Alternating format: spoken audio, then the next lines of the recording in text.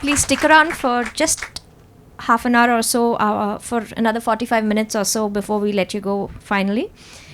Next up, we have Dr. Shashidhar to talk about the Indian experience on this topic. Dr. Shashidhar is from Artemis Hospital, Gurgaon.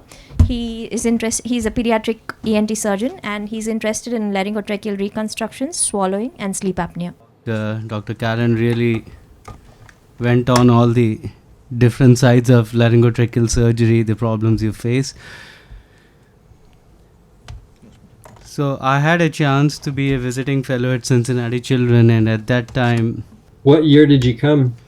2007. 2007. Okay.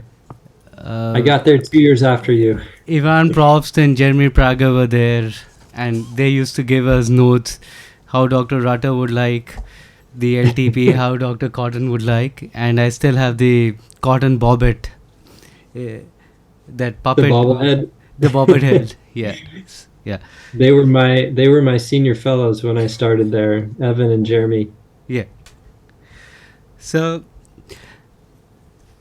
now this is more about complications, and I'm really focused it on complications because the technique is really standardized and you learn it from the best, and the institutes have their own preference. But you would get there. Technique is the easy part. Preventing complication is the most difficult part.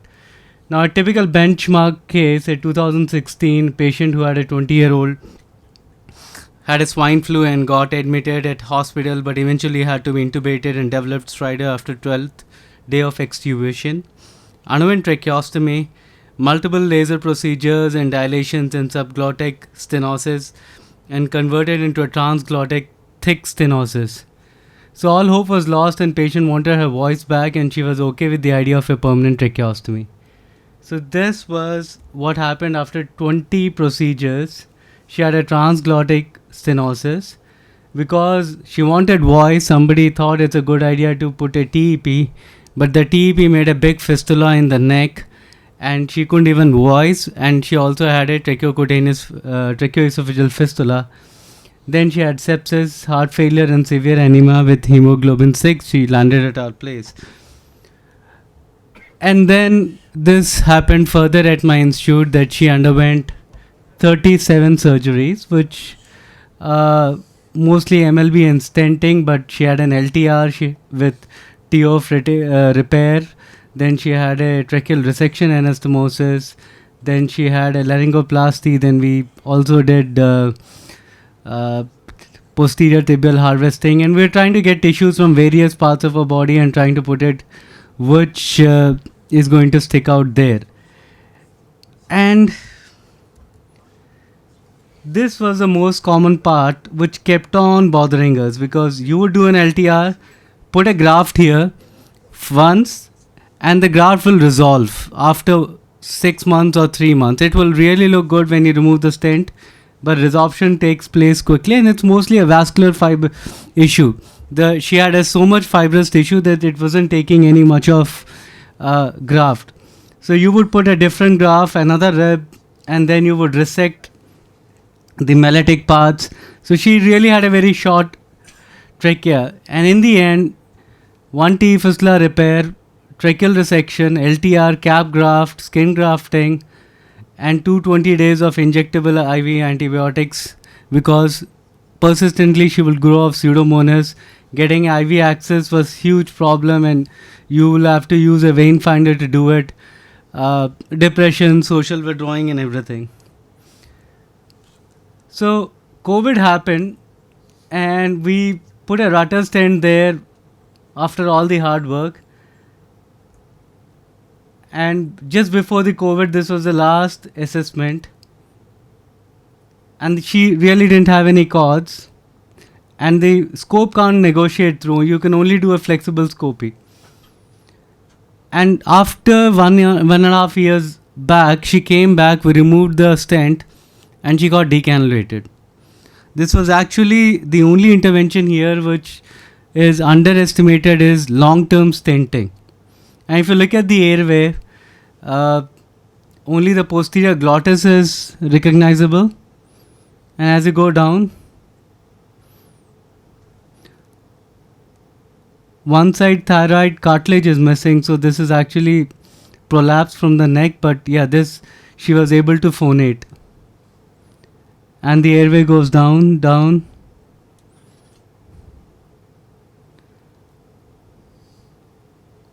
Is that a proline? Yeah, that's a proline. This is a subglottic stenosis. Not much, but persistent.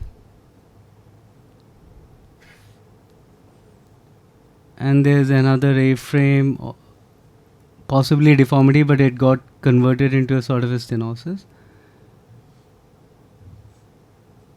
And further downway, she has scar trachea, but pretty much workable. So she's doing Wow. okay with that airway. She's working as a teacher. She has some supraglottic voice where she speaks and works like a teacher. She teaches computers.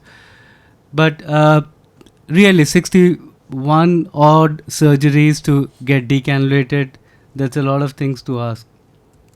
Wow. So the second case was a congenital grade 3 laryngeal web, underwent tracheostomy followed by laser surgeries. Until the age of 24 years, this kid had got 40 surgeries, all laser, endoscopic. And then when it presented to us, we had to do 11 more surgeries, which had a laryngotracheal reconstruction, temporalis fascia grafting with laryngofissure. I'll tell you the reason why we had to choose this. Laser glottoplasty, T2 placement, and 18 months we actually took a break after previous surgery. So before we even started it, like what you said, eosinophilic esophagitis, so we had to wait 18 months to solve his pre-existing problems before we did our first surgery. And there was a lot of reflux. It was like a really red hot larynx. This was the pre-operative larynx. It was like a big glob of mass, and just the epiglottis was recognizable,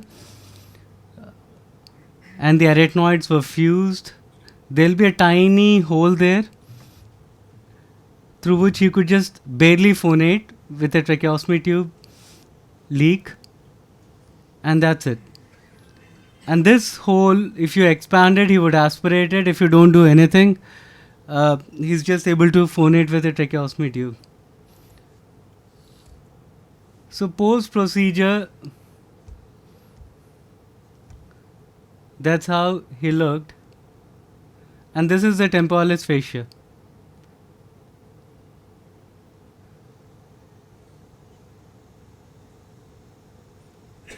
For some reason, it was still, shining out there.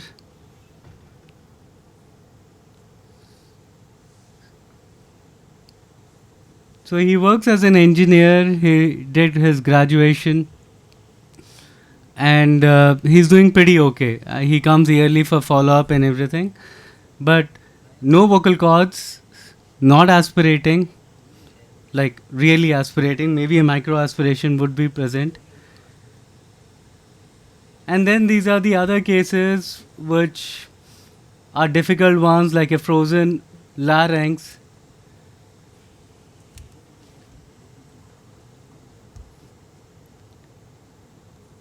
Secondary to a post LTR, ended CTR, but it is sometimes gratifying that you kind of, whatever the redundant tissue you get there, it kind of rearranges itself to help the patient. And she's a girl, 6-year-old, and she phonates. She does pretty okay with it. But as she's growing, her breathing difficulty while running and physical activities is just coming back. So that's one of the concern things, like what are you going to do? This is just before the decannulation.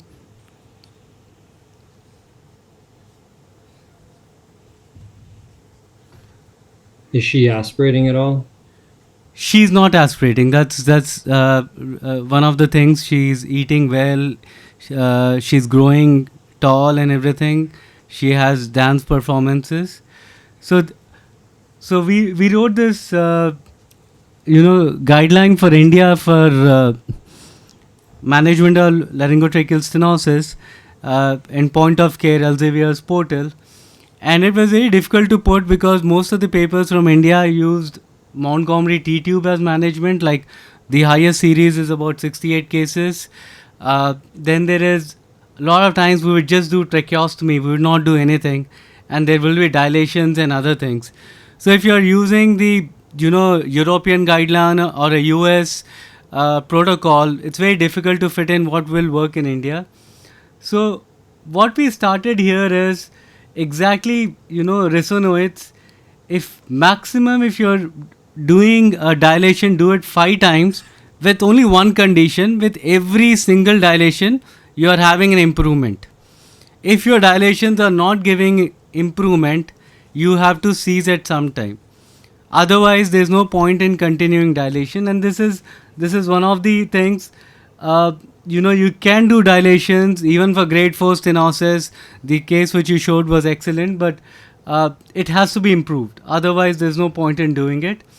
And then for the open cases, we had slide, we had extended PCTR, laryngotracheoplasty. And because of the surgical expertise, most of this would go for grade 3, but grade 4 definitely we kind of put it, it's mostly PCTR. And this was also modified for congenital subglottic stenosis. So when I really look at the reasons why we fail, first is averse to losses. We are by nature very averse to losses. One failure can make us go so much psychologically back that we may not even try to do the procedure again or improvise on that. So we do not want others to see that we have failed, and that is the premise, that if the surgery has failed or the patient has failed, it is mostly because we are a bad surgeon. That's one conclusion we tend to draw, which should be avoided, and this will make us do more irrational things. And the first case, the example is like this: if you're doing laser surgery for a web for 20 times for a glottic stenosis, and at some point you don't get anywhere near the mountain, you're trying to climb a mountain, the best thing is sometimes go back and start climbing from the other side. But that didn't happen. You're going to the other side trying to put a TP in this, but you have not even referred to a colleague, or you have not restarted your philosophy. What went wrong? And the first thing you have to do is start it again from the scratch. Take exactly a different approach. If you do not do that, your complications or your failures will blatantly stare at you. And that's the only way. You may have to go to a PCTR or LTR or this, but you can't keep trying coblation, dilations and other things.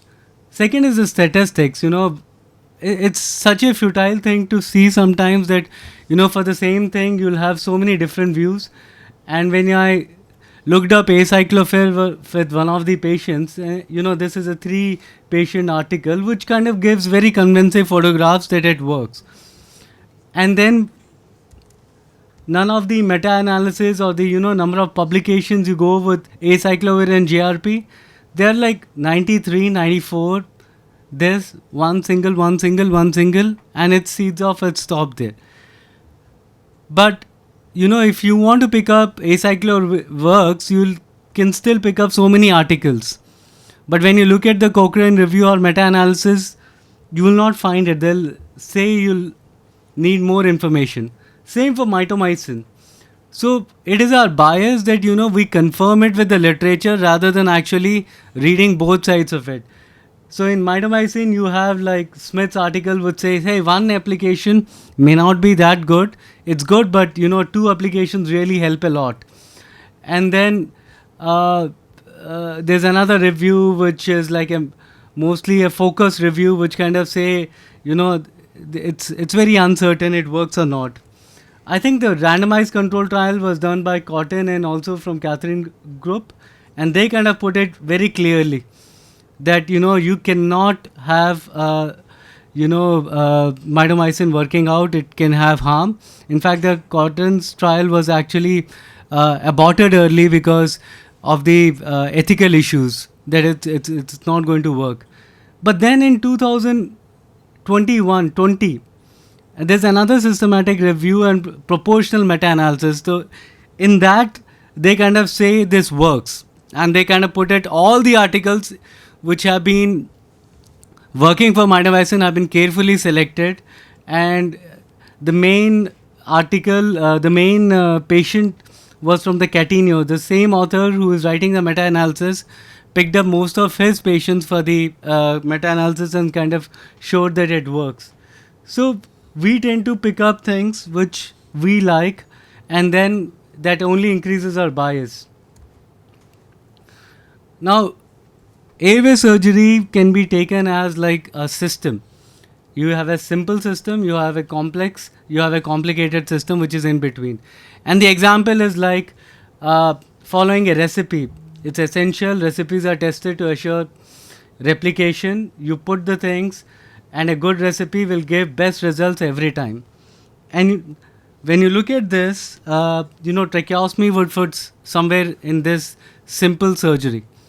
Whereas sending a rocket to the moon would be a complicated procedure like LTR or a PCTR, because formulas are critical and necessary, but you need a high level of expertise. You need expertise from other specialities, and it's a very daunting and difficult task, but it can be done.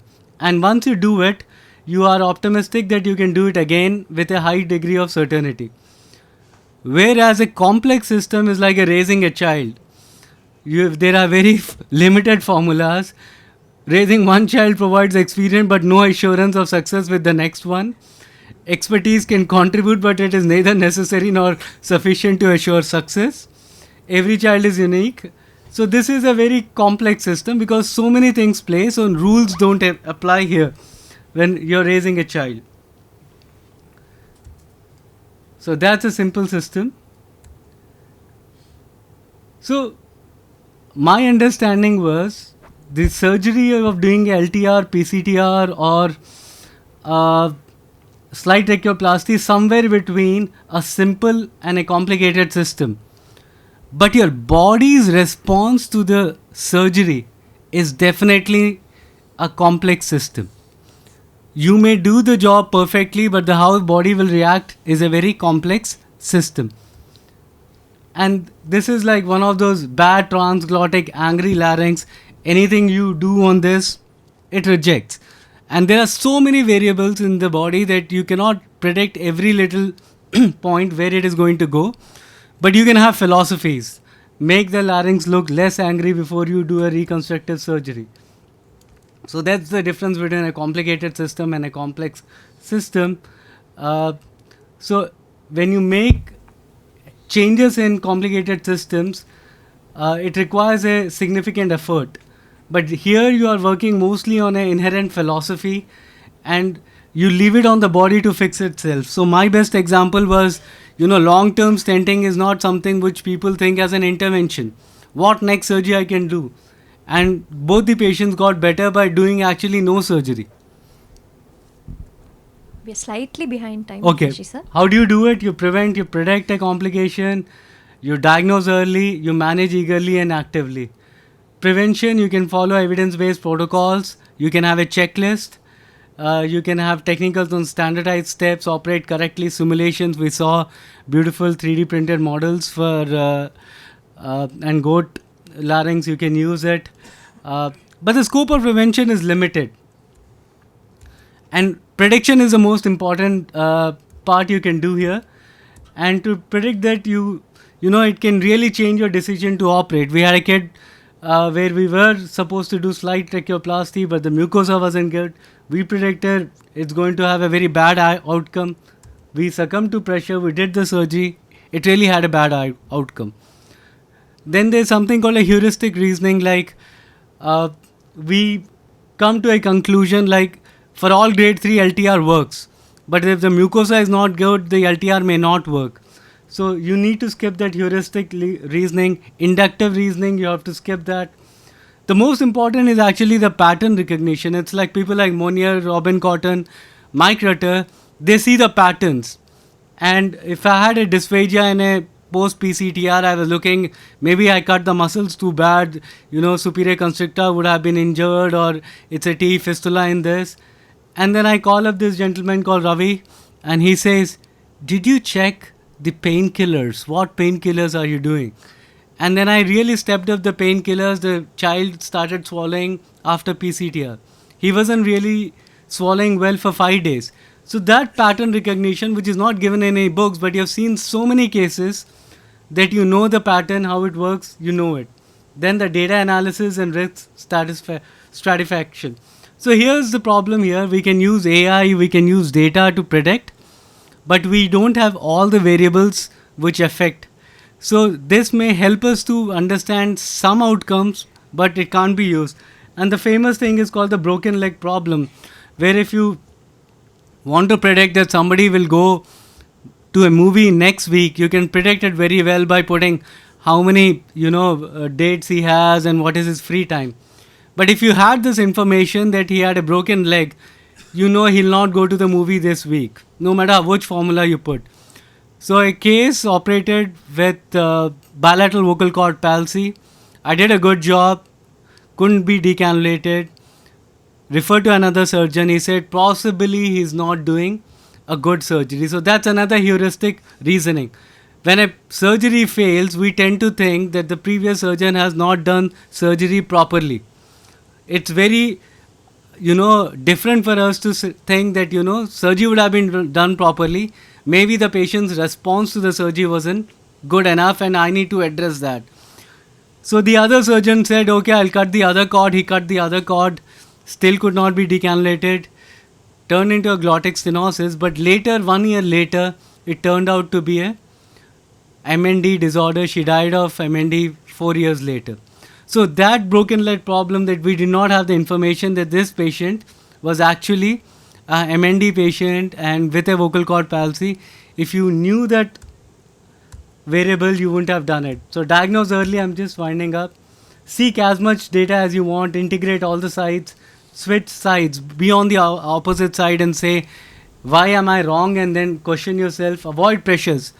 Patient pressures should be avoided. Patient wants it, that's why I did it, cannot be your explanation. Patient did not have money. Raise money yourself. Do whatever you want, but do the right thing. Institutional pressures. It's an international patient. You have to do and send him back in 1 month. If you are not feeling single stage is going to work, don't do it. Time pressures. You have an OPD to go, and the last point is you're thinking, hey, why don't I just leave the stent part, just finish the surgery and go down, and you've forgotten the stent. Don't give it to these pressures. And that's something I learned the hard way. See complications and prove otherwise. It's my fortune that I have one of the team members who's like a critic. She always tells me that why am I wrong, and I'm really thankful to her because it helps me to question myself. So have somebody in your team, or think otherwise, who's going to question you. So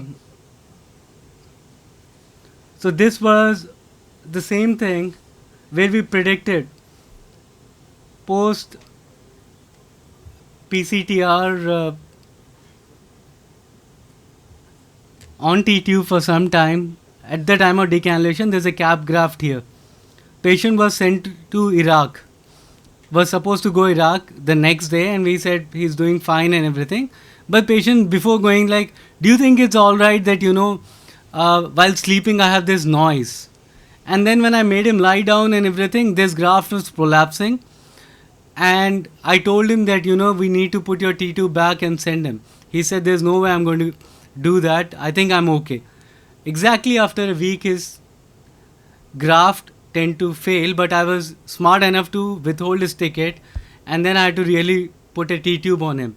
So these subtle things don't happen immediately. They always give hints. So pick up these hints, diagnose them early. So we can actually do the panel discussion now, because the usual complications is after the posterior tracheomalacia, There's no easy way to solve this. A revision surgery doesn't always help. Like this was a short segment. Just a moment. Let's invite the panelists also Yeah, onto the stage. yeah. So we can go around. Inviting Dr. Major Prasanna Kumar from Ramachandra University. Sir is a pediatric and adult ENT and airway surgeon. He is interested in laryngotracheal stenosis and airway. He has a patented stent to his name. He also has a PhD in the same subject. Dr. Ajay Matthew and Dr. Arpit Sharma are also on the panel, along with Dr. Kalen Johnson. It's your last panel for the conference. Great. I think that That was such a great talk. Thank you for that.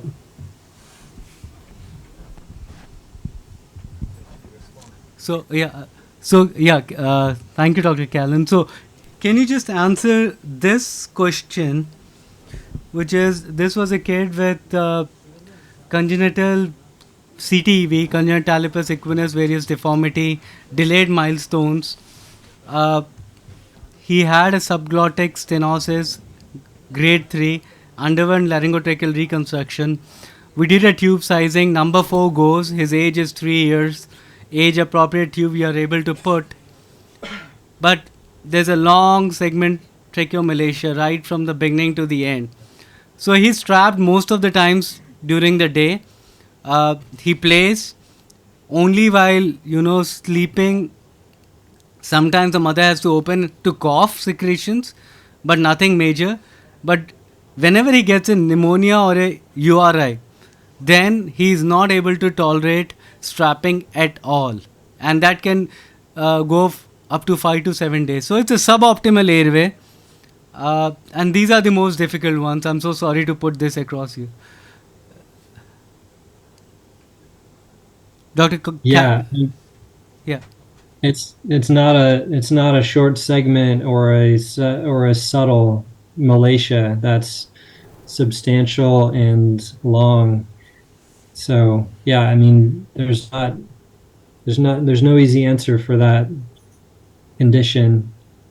And so is it predominantly during sleep that they are symptomatic? Is it during illness and sleep? He's not symptomatic. They want the tube to be removed. I just kept the smallest tube there, a number 3, so that tomorrow if he gets any problem, at least there's some airway. And the tube is usually cogged throughout the day. And he speaks and goes to school. Capped. It's usually capped all day. Yeah. Can he be capped during sleep, or does he become symptomatic if he's capped asleep? He does okay in sleep with capping, but once in a while when he wants to cough out the secretions, then the mother does a suction very temporarily for a few seconds and then again caps him back. And you said during illness he can be quite symptomatic. Yes. So last year when he had a URI for almost 10 days, we couldn't get him to cap again. But after the antibiotics, his capping started again. Yeah. And that subglottis will take a 4.0 tube, you said, and he's 3 years old? Yeah, 3.8 now, 3.8, almost about 4 years. Okay.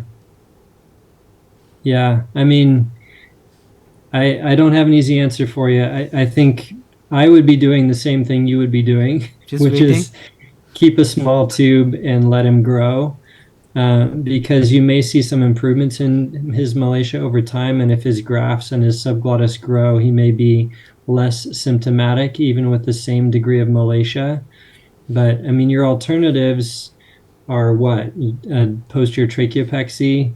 I mean, I think the alternatives would be quite invasive, which may not necessarily even completely fix his problems. And he's clearly, in my opinion, a complex patient, as you describe. He's not just complicated. He's complex, and his response to those procedures may not be as predictable as we would hope.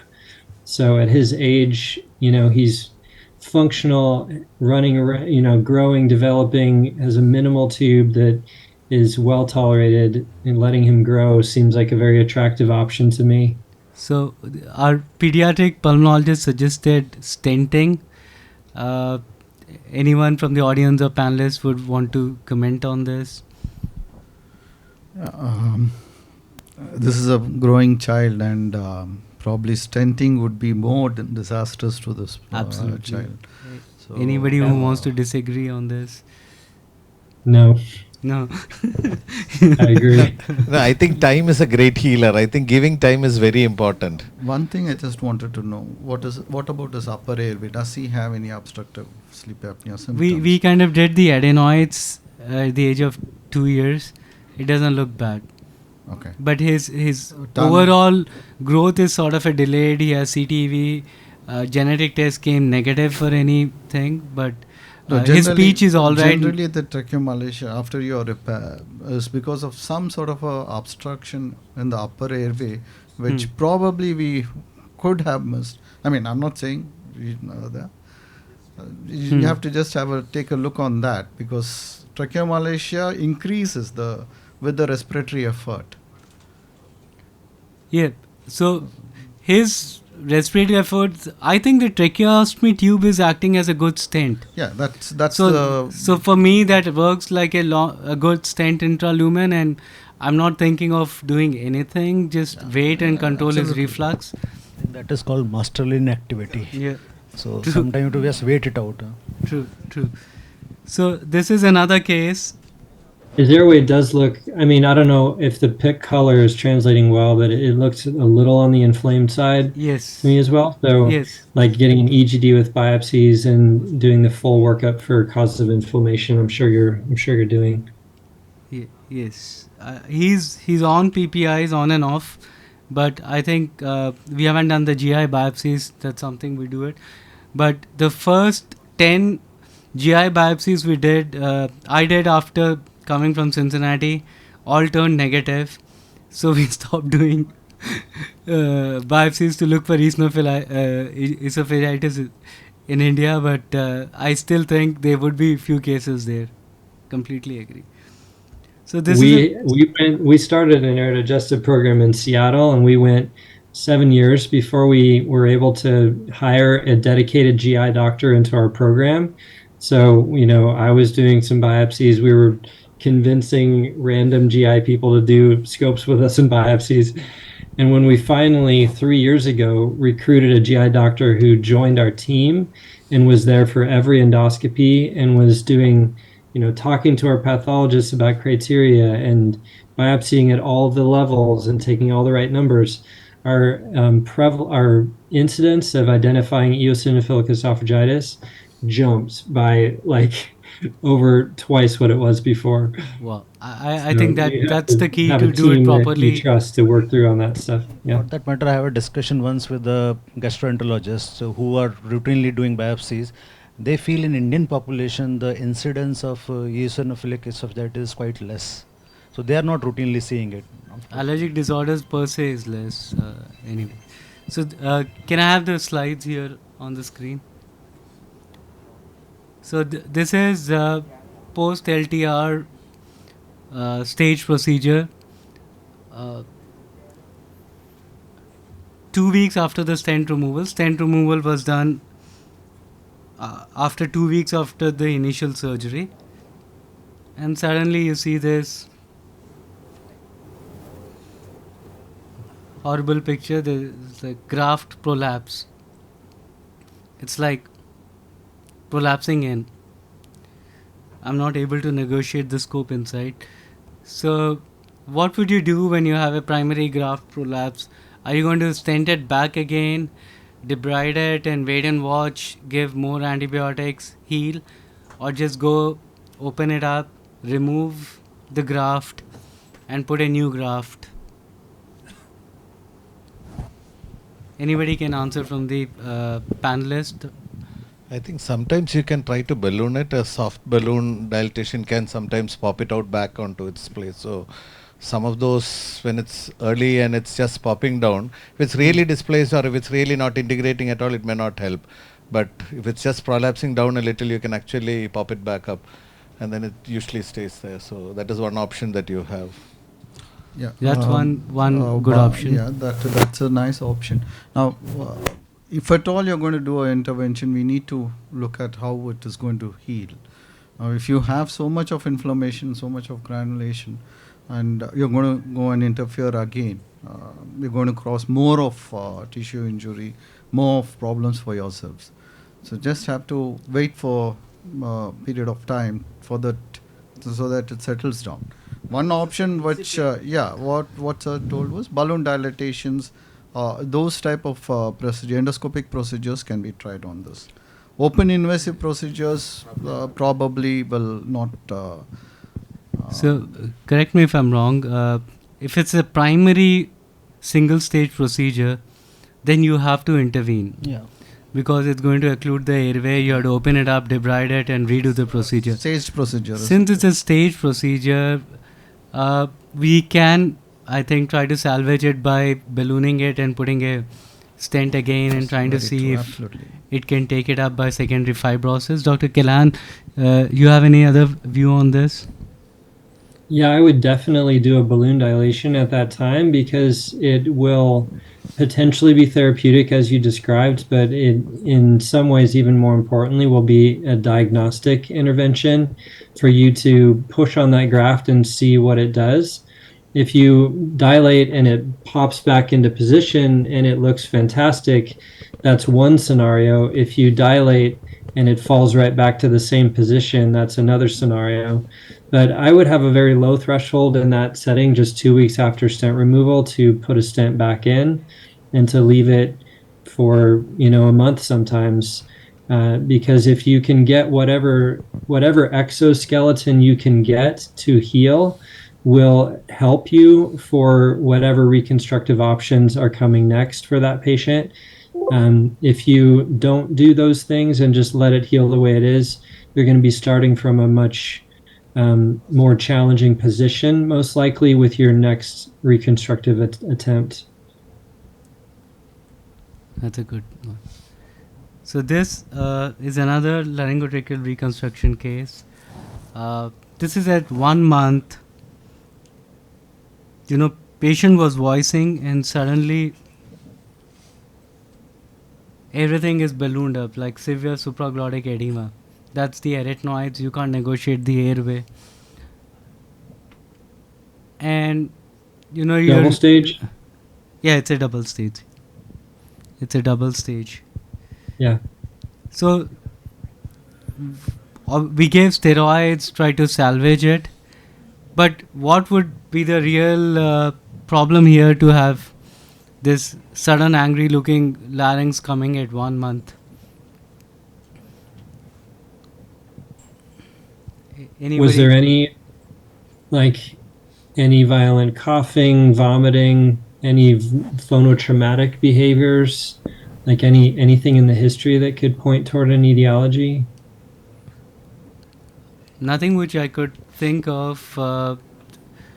The NG tube feed was going on, and I think one of the things which happened between the stent removal and this, that we removed the NG tube feeding and put the child on the oral feeding.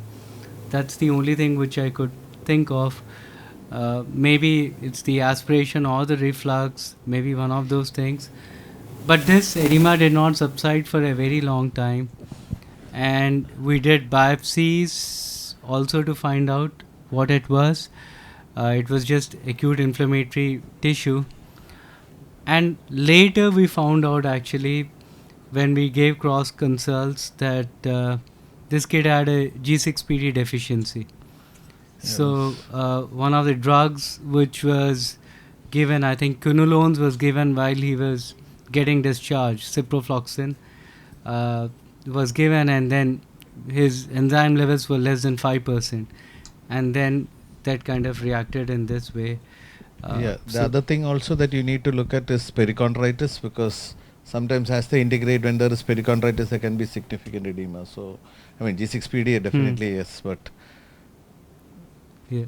So, but even in the G6PD deficiency, I could not really see articles where it caused laryngeal edema. That's another thing. But so this was always enigmatic. What just happened there?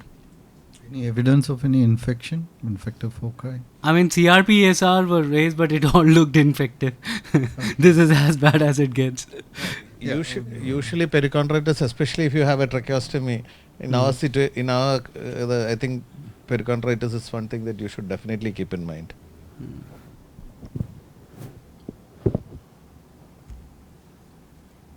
Yep, give him more quinolines. No, wait, don't do that. So, next slide. Kadam. Yeah, it's possible. Yeah, okay. The police.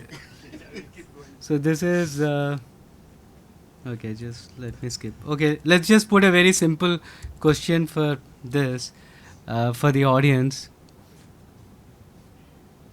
This is a kid who had congenital subglottic stenosis, but manifested only at the age of 13 months. He had a chest retraction, everything. People thought it was asthma, steroids, inhalers. Suddenly he landed up into the ICU. Somebody tried intubation difficult, but they kind of went through the stillet. And at the end of 16 months, they could never extubate him after intubating him. This is the stenosis. The child doesn't have any other comorbidities as such, neurological, cardiological, and everything. It's a grade 4 stenosis. Age is 16 months. How are you going to tackle this problem? I tried to put endoscope and go through it. It did look like you could pass through it, but it didn't. It was just a thick scar. But if I would have persisted with a needle or something, maybe I would have got a lumen there. But essentially, more destructive. So this is something which everyone, can answer. Arpit? This is the simplest that you can manage to get. So it is the mucosa is not still looking very healthy. It's quite angry. I'll prefer to wait it out and then before going for any definitive procedure. How long will you wait?